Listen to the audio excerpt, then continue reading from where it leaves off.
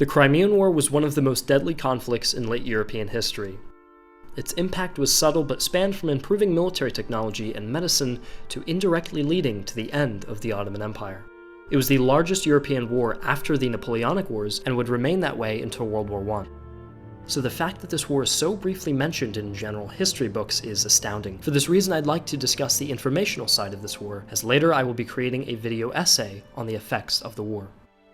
The Crimean War was fought by Russia against the United Kingdom, France, the Ottomans, and Sardinia-Piedmont. It's commonly believed that the war had been started on the grounds of religious disagreements over Christian shrines in the Ottoman-controlled Palestine region, but many believe this simply to be an excuse for Russia to exercise power in the Balkans and seize Constantinople, two regions also belonging to the Ottoman Empire. At this time, Russia had protection rights in all of the Christian shrines in Ottoman land, but because France had recently claimed the title of protector of the Catholic faith, they aimed to change this. The religious contention started when the new president of France, Napoleon III, threatened to seize the churches and place them under Catholic rule. Napoleon III yearned to gain prestige for his newly declared Second French Empire and wanted to improve relations with the Catholic Church. So to assert his power, Napoleon III would send ships to the Black Sea between Russia and the Ottomans. Since Orthodox rights were now under threat, Nicholas of Russia sent an ultimatum to the Ottomans in May of 1853 and demanded that all Orthodox land under the Ottomans be placed under his protection directly. Because of the growing tension, Britain tried to mediate the discord but was unable to find any compromise between the three nations. When the Ottomans refused to accept Russia's ultimatum, Nicholas of Russia invaded the Orthodox Romania and Moldavia in July of 1853. There was little response at first, as the Ottomans and French were unsure what to do. It's important to know that Russia made this audacious move because they expected support from Austria, Britain, and even some of the other major European powers, but they were mistaken.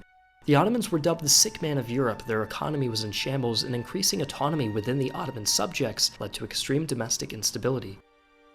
And so Russia's impression of this was that Britain and Austria would want to take advantage of the weakened Turkish state and seize new land.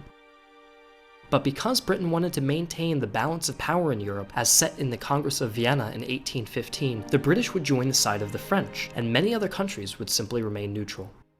Britain figured that Russia gaining a monopoly in the Black Sea would hurt Britain more, even if they could take land from the Ottomans. The British and French knew that the main objective of the Russians at the time was to gain control of Constantinople. After all, the Russians saw themselves as the new Byzantine Empire and wanted to control the birthplace of Orthodox Christianity. But back to the conflict. The Turks were hesitant at Russia's aggression, but soon declared war on Russia in October of 1853, just 3 months after the Russians entered the Balkans. The Turkish army crossed the Danube, met the Russian army head-on, and defeated them in the Battle of Voltanita. Compensating for their defeat, however, the Russians destroyed a huge Turkish fleet at Sinope in late November 1853.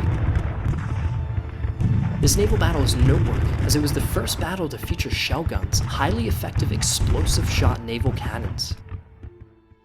After this naval defeat, the British and French fleets hurried to blockade the Russians in the Black Sea, arriving in early January 1854. In late March 1854, the British and French would officially declare war after much pressuring from the Ottomans. That same month, the Russians crossed the Danube again and invaded Turkish Bulgaria. Austria, however, protested at Russia's expansion, and so in August of 1854, they forced the Russians to withdraw. This is really important, as Austria's main and really only ally was Russia, so by losing her only real ally, Austria would remain helpless until the turn of the century. Before I talk about the major offensive that broke out in Crimea, it is important to know that this war was not exclusive to the small peninsula of Crimea. The war was also fought in the Black Sea, Baltic Sea, the Caucasus, and the Balkans, but for the sake of this video, we're going to just be focusing on the Balkans and Crimea.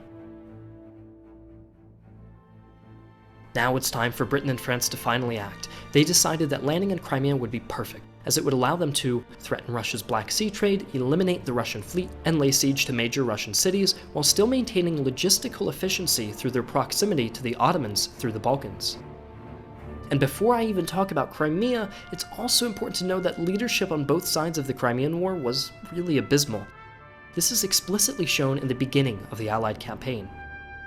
So as the Allies would set sail under Lord Raglan for the British and the seriously ill Marshal Armand de Saint-Arnaud for the French, these leaders didn't even really know where to land until they finally reached Crimea. And when they did, they chose to land at a beach, an open beach, not a port, and this was about 30 miles north from Sevastopol. The landing took an entire 5 days, and this showed a lack of ability from the Russian commander Alexander Menshikov, as he did not take this very clear opportunity to completely wipe out the Allied forces. And only now, with the Allies fully equipped and ready, did Prince Menshikov attempt to stop the Allies at the Battle of Alma in mid-September of 1854. This attempt to hold the Russian line at the River Alma cost Menshikov 5,700 of his original 36,400 men, and only cost the Allies about half of that, around 3,000 men, of their original 52,000 men. As Menshikov received word of Russian reinforcements, he pulled back to fortify Sevastopol. The Allies chased Menshikov and would finally reach the city by late September 1854. The French and British are now ready, or at least believe they're ready, to lay siege to Sevastopol. To see the continuation of their campaign, please watch part 2. Thank you, and I'll see you next time.